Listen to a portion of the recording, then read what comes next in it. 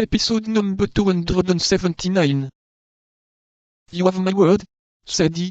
For the second time I give you your life.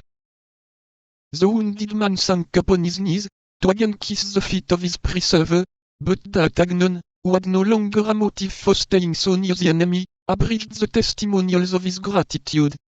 The guardsman, who had returned at the first discharge, announced the death of his 4 companions. They were therefore much astonished and delighted in the regiment when they saw the young man come back safe and sound. D'Artagnan explained the sword wound of his companion by a sortie, which he improvised. He described the death of the other soldier, and the perils they had encountered. This recital was for him the occasion of veritable triumph.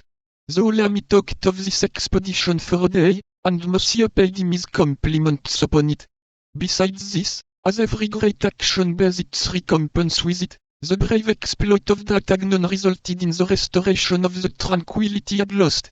In fact, D'Artagnan believed that he might be tranquil, as one of his 2 enemies was killed, and the other devoted to his interests. This tranquility proved one thing, that D'Artagnan did not yet know Milady. 42. The Angewine. After the most disheartening news of the king's health, a report of his convalescence began to prevail in the camp, and as he was very anxious to be in person at the siege, it was said that as soon as he could mount a horse he would set forward.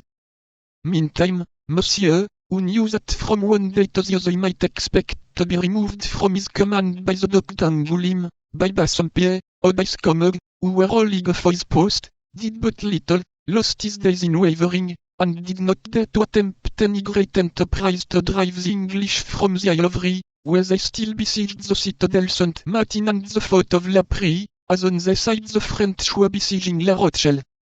D'Artagnan, as we have said, had become more tranquil, as always happens after a past danger, particularly when the danger seems to have vanished.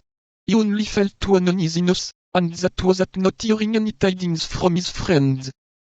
But one morning at the commencement of the month of November everything was explained to him by this letter, dated from Villeroy.